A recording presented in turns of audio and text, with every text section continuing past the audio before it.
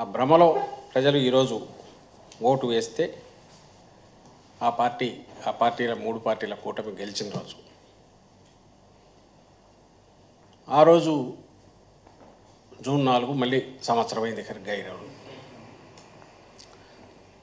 సాధారణంగా ఏ ప్రభుత్వం మారినా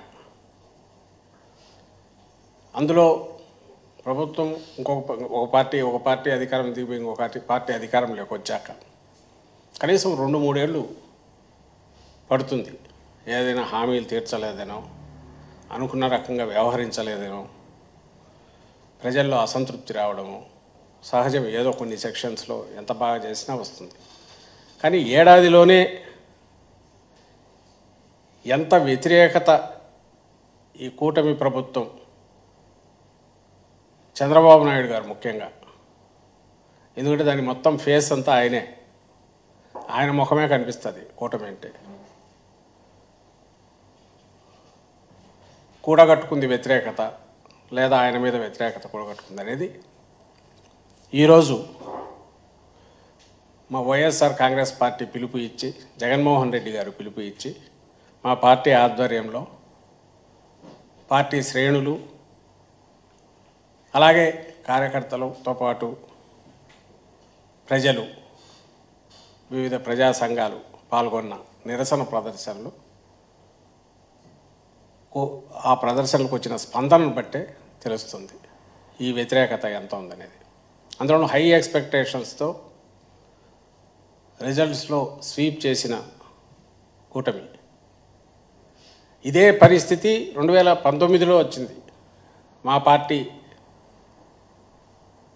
సింగిల్గా పోటీ చేసి జగన్మోహన్ రెడ్డి గారు 151 స్థానాలు గెలిస్తే ఈరోజు 3 పార్టీలు గెలిచి అలాంటి స్వింగే ఇటువైపు వచ్చింది. దాని తర్వాత మా పార్టీకి సంబంధించినంతవరకు తర్వాత వచ్చిన లోకల్ బాడీస్ ఎలక్షన్లో కానీ, స్థానిక సంస్థల ఎలక్షన్లో కానీ, లేదా ఇంకా ఎక్కడ ఏ సందర్భం వచ్చినా వస్తున్న విశేష స్పందన, ఒక పాజిటివ్ రెస్పాన్స్ ఒక ప్రభుత్వంలో ఉన్న పార్టీకి, అది దేనికి నిదర్శనం. అలాగే తెలుగుదేశం పార్టీ ఇప్పుడు వచ్చిన తర్వాత ఈ ఏడాదిలో ఈ వ్యతిరేకత ఏదైతే ఈరోజు మా నిరసన ప్రదర్శనలకు వచ్చిన స్పందన ద్వారా కనపడుతున్న వ్యతిరేకత, ఇది దేనికి నిదర్శనం. అలాగే 19లో జగన్మోహన్ రెడ్డి గారు అధికారం చేపట్టిన తర్వాత ల్యాండ్ స్లైడ్ విక్టరీతో తెలుగుదేశం పార్టీ కూకటి వేళ్లతో సహా బయటికి పెకలించేశారు జనం అని కనిపించినప్పుడు, దాదాపు 2-3 ఏళ్ళు ఆ పార్టీ పరిస్థితి ఏంది, నాయకులు ఎక్కడ ఉండేవాళ్ళు. అలాగే 24లో కోలుకోలేని దెబ్బలాగా కనిపించిన మాకు సెట్ బ్యాక్ ఏదైతే ఎన్నికల్లో వచ్చిందో, ఆ వారం తిరక్కముందే అప్పటి నుంచి ప్రజల్లో మమేకమై ఒక ప్రతిపక్షంగా, బాధ్యతాయుతమైన ప్రతిపక్షంగా వైఎస్ఆర్సీపీ ఎలా వ్యవహరించింది, ఇది దేనికి నిదర్శనం. నేను ఎందుకు అడుగుతున్నా అంటే కాంట్రాస్ట్ క్లియర్గా కనపడుతుంది. అధికారంలో ఉండడము, ప్రతిపక్షంలో కూర్చోవడము రాజకీయ పార్టీలకు సర్వసాధారణం. ఎల్లకాలం ఎవరూ ఉండలేరు, ఉండాలని కోరుకోవడం కూడా కరెక్ట్ కూడా కాదు. ఈ రెండు కలిస్తేనే ప్రజాస్వామ్యంలో ఒక సంపూర్ణత వస్తుంది, దానికి సర్కిల్ పూర్తి అవుతుంది. బాధ్యతలు మనం 5 ఏళ్ళు మనకిచ్చిన మ్యాండేట్ ఏ రకంగా మనం చేసినాము, దాని తర్వాత ప్రజల తీర్పు ఎట్లుంటుంది అనేది పక్కకు పెడితే మనం ఎట్లా చేశాము అని ఎవరికి వాళ్ళు ఆత్మ పరిశీలన చేసుకొని కరెక్షన్స్ చేసుకుంటూ మళ్ళీ పోవాల్సి ఉంటుంది. కానీ ప్రజల్లో ఉండడం అనేది ప్రధానమైన ప్రాతిపదిక. అధికారంలో రావడానికి కాదు, ఓ రాజకీయ పార్టీగా దాని ఉనికి నిలబడాలంటే ప్రజల్లో ఉండడం అనేది ప్రధానమైన ప్రాతిపదిక. ఆ ప్రాతిపదికను వైఎస్ జగన్మోహన్ రెడ్డి గారు కానీ, వైఎస్ఆర్ కాంగ్రెస్ పార్టీ కానీ రైట్ ఫ్రమ్ ఇన్సెప్షన్, పార్టీ పుట్టుక నుంచి, అంతకుముందు తన తండ్రి మరణం తర్వాత జగన్మోహన్ రెడ్డి గారు ప్రజల్లో అడుగు పెట్టినప్పటి నుంచి ఆ ప్రస్థానం అదే తరహాలో స్థిరంగా మరింత నిబద్ధతతో సాగుతూనే ఉంది నిరంతరం. ఇది గర్వంగా చెప్పుకుంటాం. అందుకే 24లో 5 ఏళ్లలో బహుశా చరిత్రలోనే వరుసపెట్టి రాసుకుంటే రికార్డు స్థాయిలో ఇచ్చిన హామీలను 99% పైగా అమలు చేయడమే కాకుండా, అందులో నాకు తెలిసి 97-98% ఫస్ట్ ఇయర్లోనే అమలు చేసి, అలాగే వివిధ రంగాల్లో ఒక హోలిస్టిక్ అప్రోచ్తో, అంటే సమగ్రంగా ఎండ్ టు ఎండ్ సొల్యూషన్స్ తీసుకొచ్చే రకంగా గుడ్ గవర్నెన్స్ దగ్గర నుంచి, proper and good governance, not థియరీలో కాదు, ప్రాక్టికల్గా డెలివరీ మెకానిజం దగ్గర నుంచి, అలాగే విద్యా, వైద్యము, వ్యవసాయ రంగాలు కీలక రంగాల్లో ఎక్కడ చేయూత అవసరమవుతుందో, ఎక్కడ ఇంటర్వెన్షన్ అవసరం ఉందో అక్కడ చేసుకుంటూ, ఇంకో పక్క హ్యూమన్ రిసోర్సెస్ పెంచే రకంగా భవిష్యత్ తరాలకు ఎడ్యుకేషన్ సెక్టర్కు సంబంధించిన గ్యారంటీ ఇస్తూ, హెల్త్ ఖరీదైన హెల్త్ కాస్ట్ పెరిగిన నేపథ్యంలో హెల్త్ సెక్టర్ను కూడా పరిపుష్టం చేస్తూ, ప్రభుత్వ రంగాన్ని ప్రమేయం పెంచుతూ, మరోపక్క ఇన్ఫ్రాస్ట్రక్చర్ ప్రాజెక్ట్స్, పోర్టు లాంటి వీటి మీద కూడా దృష్టి పెడుతూ కేవలం 3 ఏళ్లలో, నెట్ 3 ఏళ్ళు, ఎందుకంటే 5 ఏళ్లలో 2 ఏళ్ళు కోవిడ్కి పోతే 3 ఏళ్లలో దాదాపు 10-15 ఏళ్ల ప్రగతి చూపించిన ఘనత జగన్మోహన్ రెడ్డి గారిది, వైఎస్ఆర్సీపీది. ఆ రోజు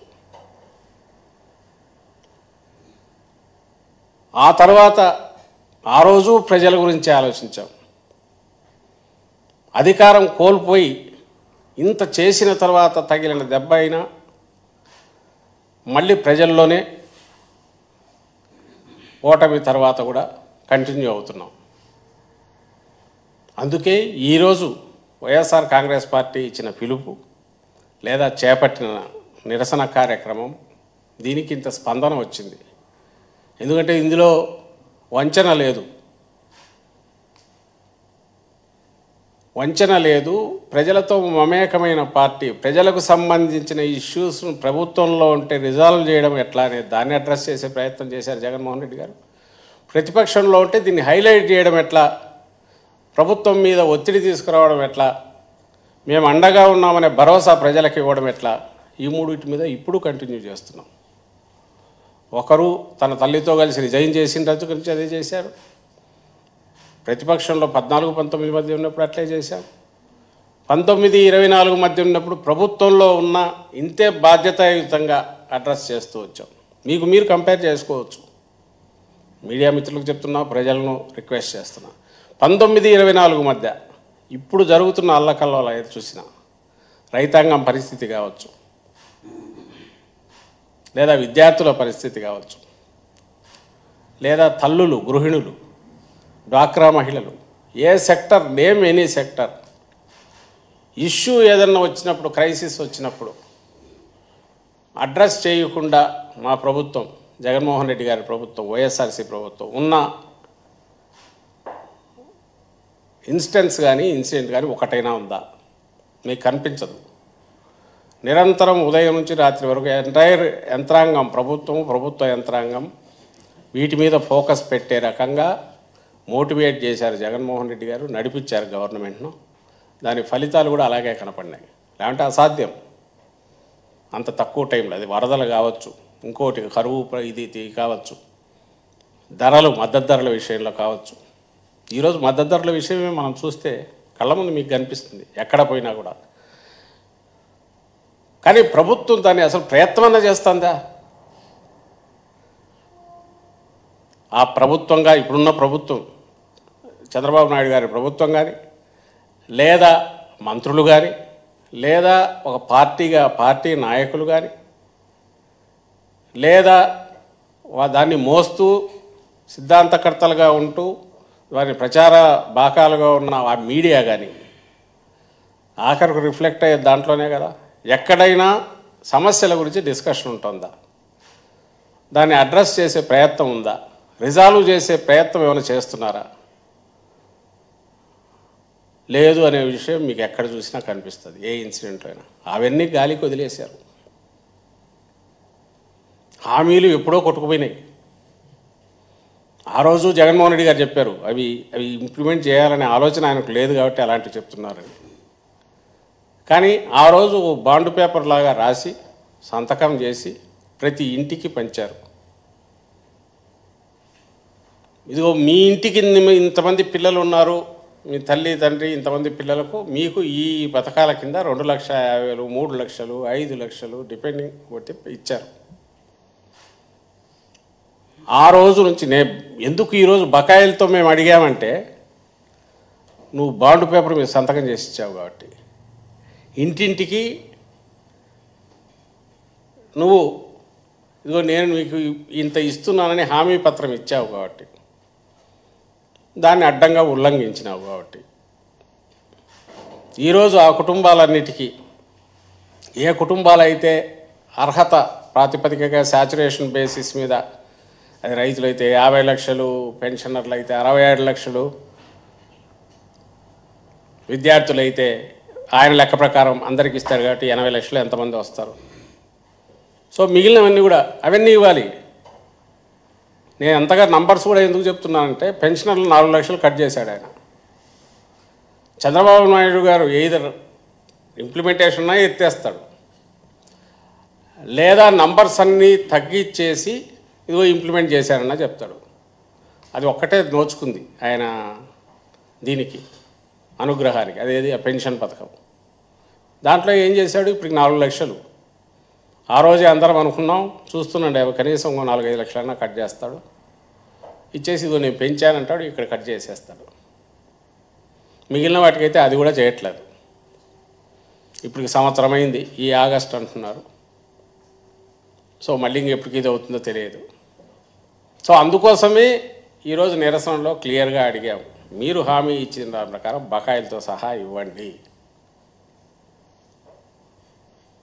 దీనికి ఈ కార్యక్రమానికి ఇంత స్పందన రావడానికి కారణం ఏమంటే, ప్రజల్లో అంత ఆగ్రహం ఉంది, అసంతృప్తి కాదు, ఆగ్రహం.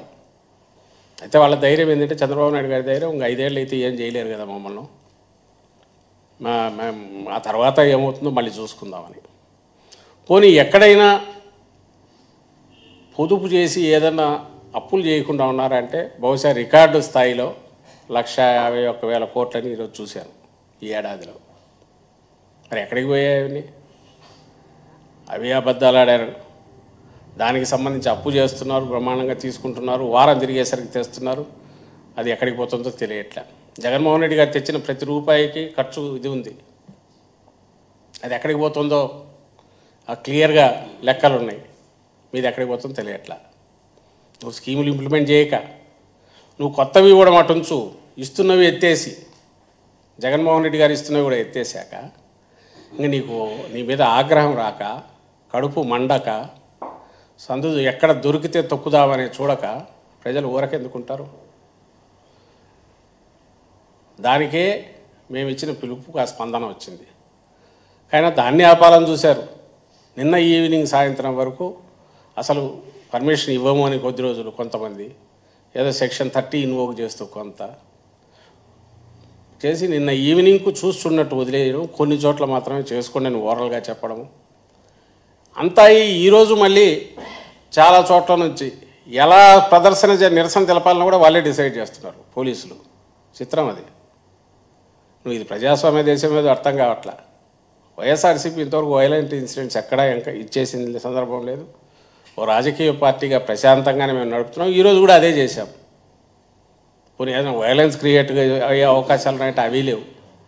పీస్ఫుల్ ప్రొవిజన్స్ అని చెప్పాము, ఖచ్చితంగా అవే ఫాలో అయ్యారు. ఈరోజు అవి పాటించారు.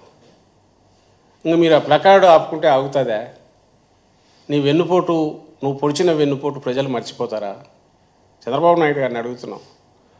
95లో ఈయన పొడిచింది ఒకళ్ళ మామకైతే, ఆ తర్వాత వరుసగా ఎక్కడో చిన్నవి గుచ్చడము అవి చేస్తున్నాడు, చిన్న హామీలతో మోసం చేసి అవి చేస్తే, ఈసారి ఏకంగా అడ్డంగా 5 కోట్ల మందికి వెన్నుపోటు పొడిచారు చంద్రబాబు నాయుడు గారని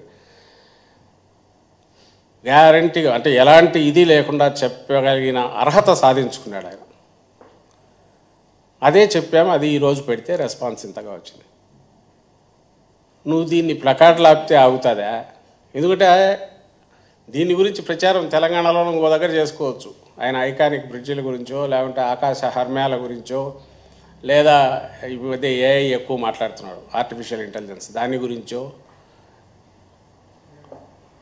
సో వీటన్నిటి గురించి ఆయన బయట చెప్పి నేను ఇవి సాధిస్తున్నాను, అమరావతిని మన సినిమాల్లో చూసిన అమరావతి స్వర్గాన్ని ఇక్కడ దించబోతున్నాను, దానికోసం ఇంకా ఏదేదో కేంద్రం కూడా ఉన్నందువల్ల ఇన్ని వేల కోట్ల అప్పులు పుడుతున్నాయి, అప్పుల నుంచి రెవెన్యూ కూడా వస్తుంది ఈ అమరావతి నుంచి, ఏమైనా చెప్పచ్చు. ఎక్కడ నమ్మిస్తారు మీరు?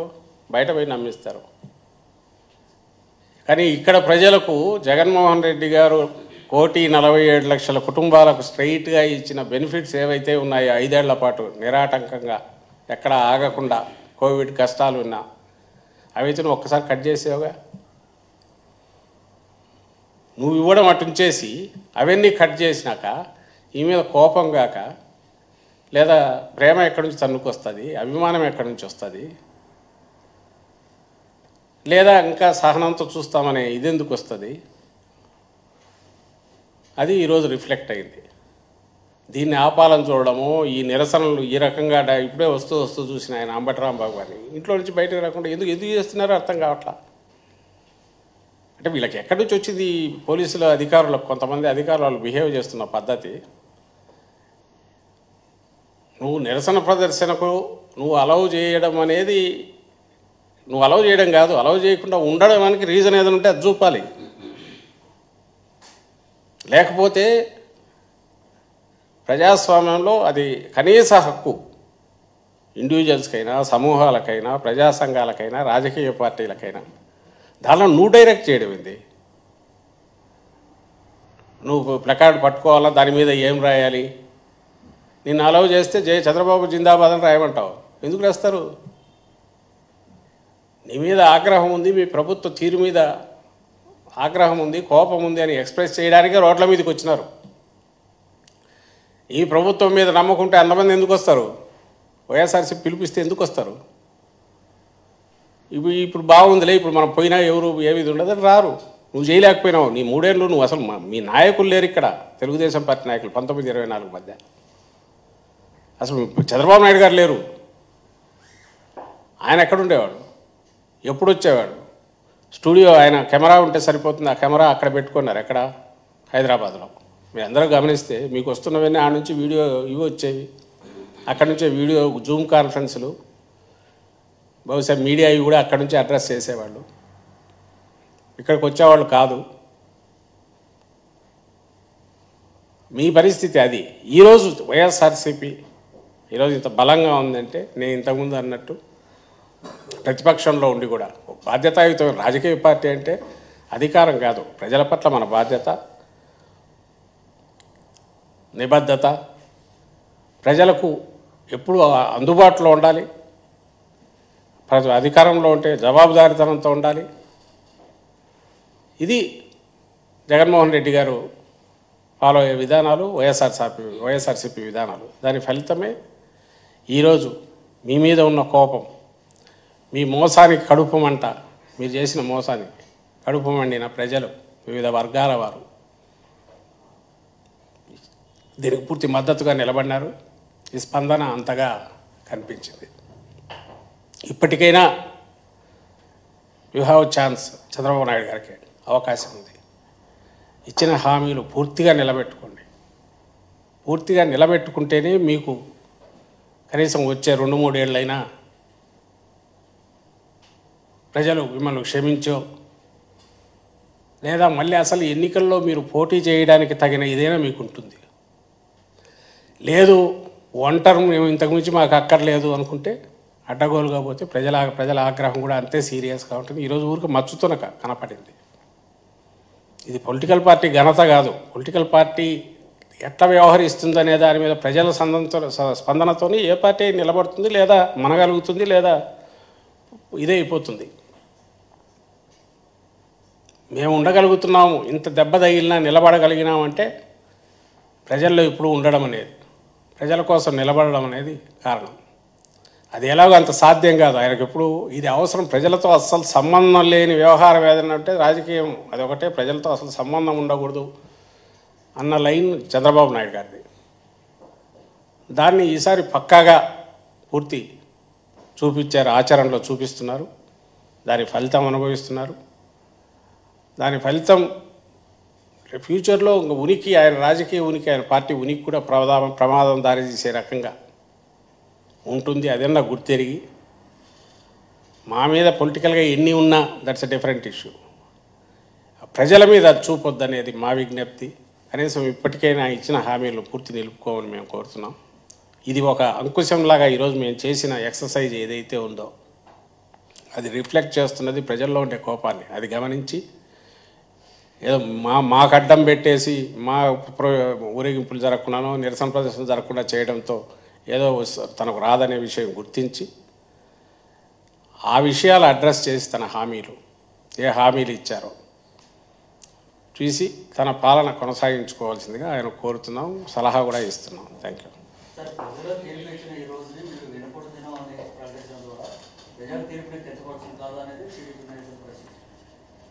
ప్రజల తీర్పును మేము కించపరచట్లే. ప్రజలు మోసం చేయడం ద్వారా వాళ్ళ ఓట్లు రాబట్టుకున్న టీడీపీ వైఖరిని ఎండగట్టడానికి ఈరోజు పెట్టారు. రెండవది ఏడాది పాలన, దానికి సంబంధించి సింబాలిక్గా ఈరోజు రిజల్ట్స్ వచ్చాయి కాబట్టి ఈరోజు పెట్టాం. పోనీ ఈరోజు కాదు రేపు పెడతామనుకో అదేమన్నా మారుతుందా? సేమ్ ఇదే కదా ఉండేది. ఈరోజు పెట్టడానికి కారణం ఏమంటే ఈయన మోసం చేసిన రోజు ప్రజలను, ఆయన మోసగించిన రోజు. ఆయనను ప్రజలు మోసం చేయలే, ప్రజలను ఆయన మోసం చేశాడు, మొబైల్ పెట్టాడు. రెండవది ఈరోజు వాళ్ళు ఏదన్నా, నేను అవి కూడా చూశాను, ఏదో సంక్రాంతి, దీపావళి, ఉగాది ఇంకా ఇవన్నీ కలిపి ఈరోజు చేసుకోవాలని పిలుపిచ్చినారు. దానికోసం నానా తిప్పలు పడుతున్నారని.